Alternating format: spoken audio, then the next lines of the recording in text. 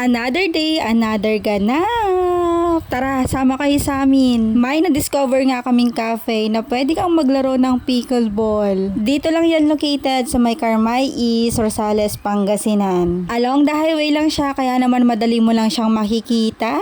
Heto yung shop nila sa labas, malawak. Pwede kang mag-parking at pwede ka rin dito mag-dine-in. Yung pinaka-store nila is located siya sa second floor, kaya naman tara, akyat tayo. Pagpasok mo sa loob ng store, eto yung bubungad sa'yo. Maganda yung loob nila, maganda yung design, aesthetic, at maganda yung ambience. Higit sa lahat, malamig, malakas yung aircon. Heto yung mga menu nila, meron silang hot drinks, cold drinks, meron din silang fraps, oat series, fizzo, the base, sports drink, at meron din silang mga ibang foods. Maaga nga kaming dumating dito, kaya naman kami pa lang yung tao, kaya naman for the go, mag-video muna tayo for the content. While waiting for your order, pwede ka munang tumambay dito sa kanilang terrace. Dito nga, tanaw na tanaw mo dito ang kanilang pickleball court. At pwede ka munang magduyan-duyan dito for a bit. At kung mahilig ka naman sa mga board games, meron din sila dito. Kaya naman trinayan ng ating kanunong ang kanilang mga board games like the chess and the Jenga. Kahit naman hindi marunong, for the go pa rin.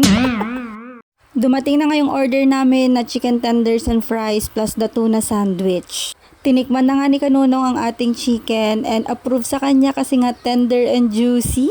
At hindi sasakit ang ngipin. Meron din sila ditong Dubai Chewy Cookie dahil nga first time ang ating Kanunong makatikim nito. Kaya naman nag-order din kami at kita nyo naman excited na siyang matikman. Eto na nga first bite, unang kagat, approve. Napakasarap daw. Oishi!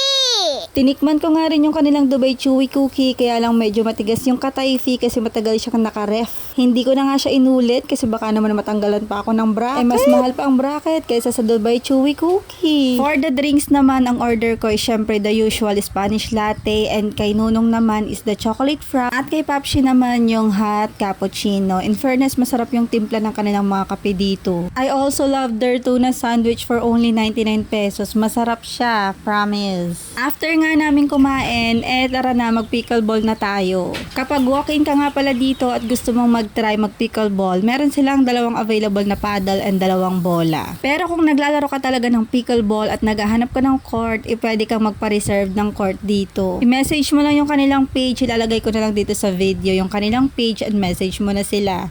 O diba, nakapagkape ka na, nakapag-pickleball ka pa, dito lang yan sa 0864 Brewing Cafe. Thank you for watching. Bye!